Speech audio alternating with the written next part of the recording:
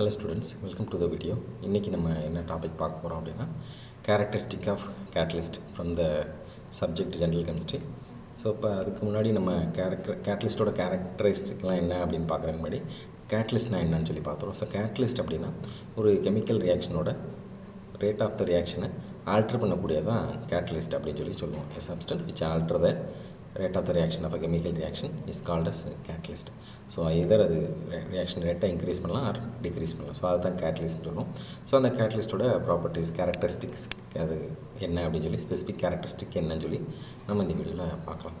So first எந்த ஒரு chemical ரியாக்ஷனுக்குமே கேட்டலிஸ்ட்டோட amount வந்து ரொம்ப ஸ்மால் அமௌண்ட்டே எனஃபாக இருக்கும். So very small quantities enough to carry out a bulk chemical reaction. So அதாவது ஒரு பிஞ்ச் ஆஃப் கேட்டலிஸ்ட் வந்து நமக்கு போதுமானது அளவாக இருக்கும். ஸோ ஃபார் எக்ஸாம்பிள் இங்கே கேட்டலிட்டிக் டீகம்போஷன் ஆஃப் ஹைட்ரஜன் பெராக்சைடில் இந்த ஹைட்ரஜன் பெராக்சைடோட மாஸில் 1/10 மில்லியன்த் இருந்தாலே நமக்கு கேட்டலிஸ்ட் இருந்தாலே போதுமான அளவாக இருக்கும். So 1/10 million of catalyst is enough for a decomposition of hydrogen peroxide. So அதுதான். So very small amount of catalyst is needed for the carry out the entire chemical reaction.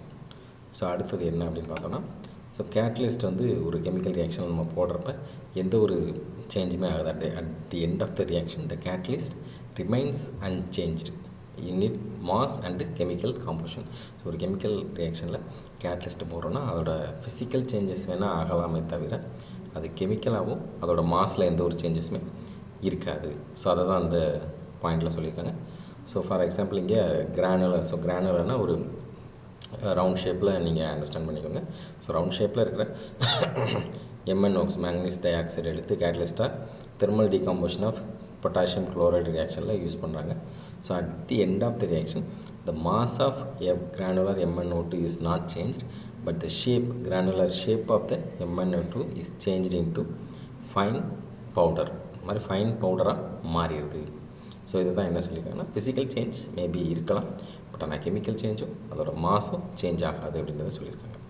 So அடுத்த point a catalyst itself cannot initiate a reaction. So ஒரு catalyst நம்ம ஒரு ரியாக்ஷனில் போடுறோம்னா அதுவாகவே அந்த ரியாக்ஷனை start பண்ண முடியாது. பட் ஆனால் ஒரு ஸ்லோவாக நடக்கிற ரியாக்ஷனோட ரேட்டை வந்து இன்க்ரீஸ் பண்ணுறதுனால அதால் முடியும் அப்படின்னு சொல்கிறாங்க. ஸோ ஃபார் எக்ஸாம்பிள் இங்கே பார்த்தீங்கன்னா ஒரு hydrogen reaction mixture of hydrogen இருக்குது. இந்த ரியாக்ஷன் வந்து ரொம்ப ஸ்லோவாக இருக்கும். Even sometime it may takes several years to complete at room temperature. இது எப்படி நம்ம ஸ்பீடப் பண்ணலாம் அப்படின்னா பிளாட்டினம் பிளாக் அப்படின்ற கேட்டலிஸ்ட் போட்டோன்னா இந்த ரியாக்ஷன் வந்து வெரி ஃபியூ செகண்ட்ஸில் நடந்து முடிஞ்சிடும். இந்த ரியாக்ஷன் வெரி ஃபியூ செகண்ட்ஸில் நடந்து முடிஞ்சிடும். ஸோ அப்போ நம்ம பிளாட்டினம் பிளாக் போட்டதுனால இந்த ரியாக்ஷன் நடக்கலை. ஹைட்ரஜன் ரியாக்ஷன் வந்து ரொம்ப ஸ்லோவாக இருக்கக்கூடியது. பிளாட்டினம் பிளாக் போட்டதுனால என்ன ஆகுது ஸ்பீட் ஆகுது. ஸோ அதை தான் நம்ம இங்கே அண்டர்ஸ்டாண்ட் பண்ணிக்க வேண்டியது. ஸோ அதே மாதிரி அடுத்த point solid catalyst will be more effective if it is taken in a finely divided form. So solid கேட்டலிஸ்ட்டை நார்மலாக ஒரு பெரிய ஷேப்பாகவோ இல்லை பல்காவோ போடாமல் அதை நல்லா ஃபைனாக பண்ண பவுடராக போட்டோம் அப்படின்னா even it is more effective. நம்ம பல்காக போடுறதோட இந்த finally powdered particles of catalyst is even more effective. For example nickel catalyst வந்து ஒரு நார்மல் நல்ல கேட்டலிஸ்ட் தான். பட் ஆனால் அதை பல்காக பெரிய அளவில் போடுறதோட நல்ல ஃபைனாக பவுடராக போடுறது வந்து ஒரு பெரிய அட்வான்டேஜாக இருக்கும். அதாவது ரேட் ஆஃப் த ரியாக்ஷனை இன்க்ரீஸ் பண்ணுறதோ இல்லை ப்ராடக்ட் ஈல்டு வேகமாக ஃபார்ம் பண்ண வைக்கிறதோ இந்த இதில் எஃபெக்டிவாக இருக்கும். ஸோ அடுத்த ரியாக்ஷன் அடுத்த கேரக்டரிஸ்டிக்ஸ் கேட்டலிஸ்ட் ஒரு கேட்டலிஸ்ட் வந்து ஒரு பர்டிகுலர் டைப் ஆஃப் ரியாக்ஷனை மட்டும்தான் பண்ணக்கூடியது. ஸோ அந்த மாதிரி இருக்க இதெல்லாமே ஸ்பெசிஃபிக் கேட்டலிஸ்ட் அப்படின்னு சொல்லுவோம். ஸோ ஒரு கேட்டலிஸ்ட் வந்து ஒரு பர்டிகுலர் டைப் ஆஃப் ரியாக்ஷன் நடத்தும். ஸோ அதே இது இன்னொரு கேட்டலிஸ்ட் அதே ரியாக்டண்ட்டுக்கு வேறு ஒரு ரியாக்ஷனை இன்வால்வ் பண்ணும். For example formation of ethylene from ethanol இந்த ப்ரெசன்ஸ் ஆஃப் அலுமினா. ஸோ இதில் என்ன ஆகும் அப்படின்னா அலுமினா இந்த எத்தனால் எத்தீன் அது எத்திலீனாக கன்வெர்ட் பண்ணும். அட் த சேம் டைம் இங்கே அலுமினாக்கு பதிலாக காப்பர் மெட்டல் போட்டோம் அப்படின்னா ஸோ இந்த ethanol is converted into acetaldehyde.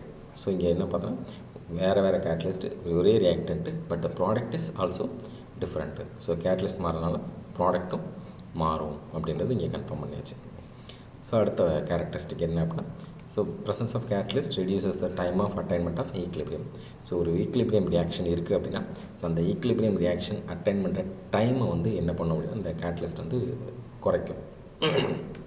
For example A+B அப்படின்ற ரியாக்ஷன் இருக்குது, அது CDயை கொடுக்குது அப்படின்னா அது ஒரு ஈக்லிபிரியம் ரியாக்ஷன் நம்ம கன்சிடர் பண்ணிக்கிட்டோன்னா ஸோ CD ஈக்லிபிரியம் அட்டைன் பண்ணுறதுக்கு இந்த கேட்டலிஸ்ட் வந்து டைமை டிலே பண்ணி வைக்கலாம். ஸோ இதுதான் அந்த பாயிண்ட்.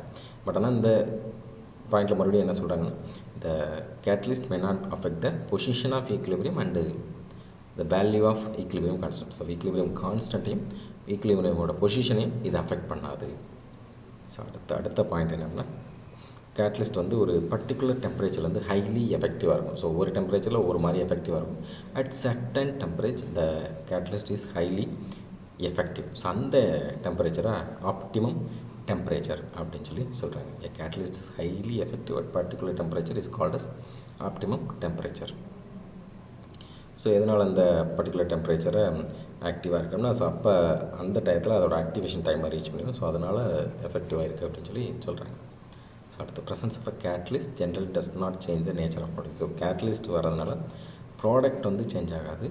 பட் ஆனால் என்ன ஆகுனா ஸ்லோவாக நடக்கிறது, ஃபாஸ்ட்டாக நடக்கும். ஸோ இங்கே சல்ஃபர் டை ஆக்சைடு இருக்குது, அது ஆக்சைடோடு சேர்ந்து சல்ஃபர் ட்ரை ஆக்சைடாக மாறுது. ஸோ இது கேட்டலிஸ்ட் இல்லைனாலும் இதே ப்ராடக்ட் தான் கொடுக்கும். பட் ஆனால் கேட்டலிஸ்ட் இருந்தால் என்னம்னா ரியாக்ஷனோட ரேட்டை வந்து பூஸ்டப் பண்ணி கொடுக்கும். ஸோ இதுதான் அந்த 8வது பாயிண்டோட மெயின் கான்செப்ட். ஸோ அப்போ கேரக்டரிஸ்டிக்ஸ் ஆஃப் கேட்டலிஸ்ட்டாக நிறைய பாயிண்ட் இருக்குது. ஸோ அதில் ஸ்மால் குவான்டிட்டி போதும், அதே மாதிரி கேட்டலிஸ்ட் வந்து எந்த ஒரு சேஞ்சும் ஆகாது. அடுத்த பாயிண்ட்டு, கேட்டலிஸ்ட் வந்து ரியாக்ஷனை இனிஷியேட் பண்ணாது, பட் ஆனால் அதோட ஸ்பீடை இன்க்ரீஸ் பண்ணும். அதே மாதிரி கேட்டலிஸ்ட் வந்து ஃபைன் பவுடராக இருந்தால் மோர் எஃபெக்டிவ்.